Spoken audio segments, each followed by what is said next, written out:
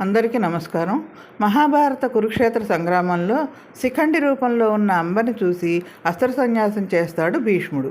అప్పుడు అర్జునుని శరద్ఘాతానికి గురై క్రింద పడిపోతున్న సమయంలో శ్రీకృష్ణుని సలహాతో అర్జునుడు భీష్ముడు కింద పడకుండా బాణములతో అంపశయ్యను నిర్మిస్తాడు.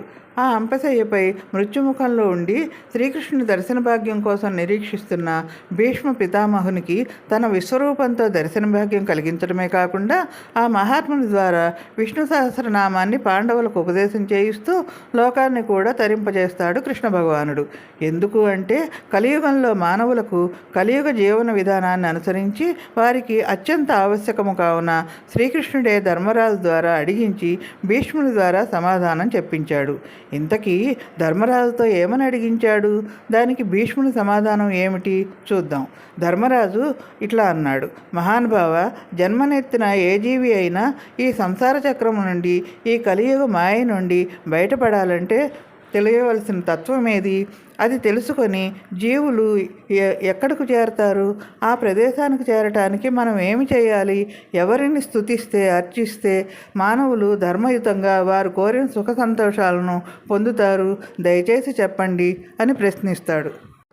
అప్పుడు భీష్ముడు సర్వ జగత్కారణమైన సర్వలోకేశ్వరుడైన శ్రీమన్నారాయణని స్తోత్రము చేయుచు ప్రేమతో భక్తితో పూజిస్తే అన్ని దుఃఖములను దాటవచ్చు. అంతేకాదు, ఏషమే సర్వధర్మాణం ధర్మో అధికతమో మతః. ఆ పుండరీకాక్షుడిని అర్చించటమే అన్ని ధర్మాల్లోకి శ్రేష్టమైన ధర్మమని నా అభిప్రాయం. అతని నామాలను కీర్తిస్తే సకల పాపాలు పోయి పవిత్రులవుతారు. దీనిని మించిన గొప్ప మంత్రం మరొకటి లేదు. 1000 నామముల మూలమంత్రమే ఈ స్తోత్రం. విశ్వం విష్ణుర్వషట్కారో భూత భవ్య భవిత్ప్రభు.